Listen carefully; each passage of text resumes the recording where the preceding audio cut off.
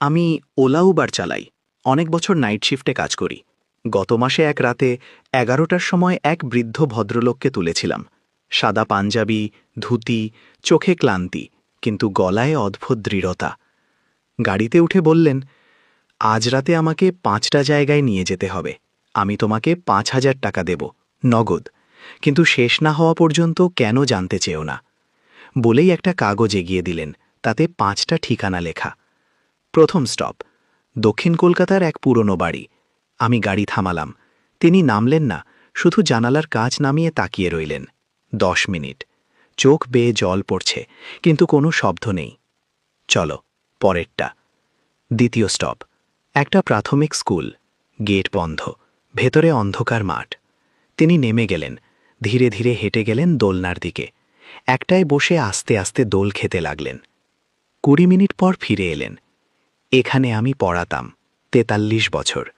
জীবনের সেরা সময় ছিল ওটাই। তৃতীয় স্টপ, একটা ছোট পুরনো কফি হাউস। ভেতরে ঢোকে 1 কাপ চা অর্ডার করলেন।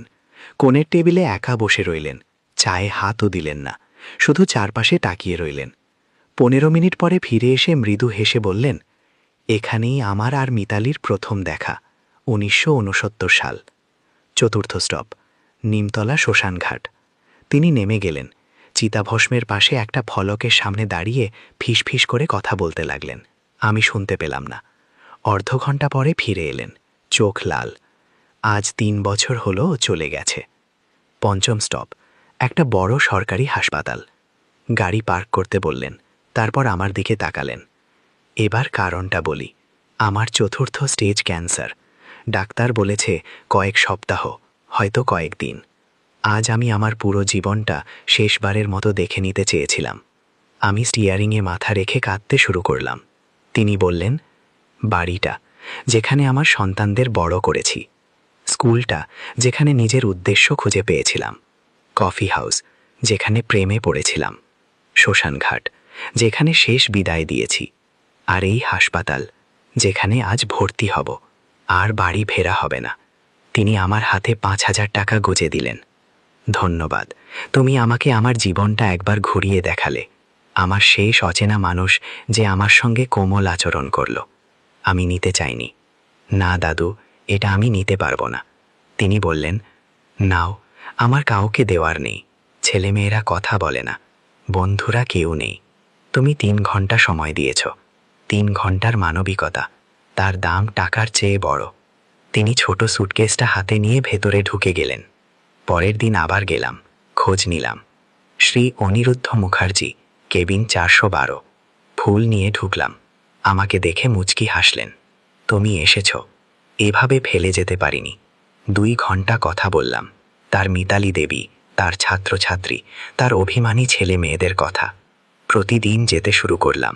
যা নিয়ে যেতাম, খবরের কাগজ পড়ে শোনাতাম। কখনো শুধু চুপ করে বসে থাকতাম। একদিন বললেন, ভাবতাম একাই মরব, কিন্তু তুমি আছো। শেষবেলায় একজন অচেনা মানুষ পরিবারের মতো হয়ে গেল। এটাই আমার আশীর্বাদ। আমি তার হাত ধরলাম। আপনি একা নন। মঙ্গলবার ভোর 3:17 তিনি চলে গেলেন। আমি তখন তার হাত ধরে বসে। শেষ কথা ছিল, সবাইকে বলো, অচেনা মানুষদের দিকে তাকাতে, সত্যি করে তাকাতে।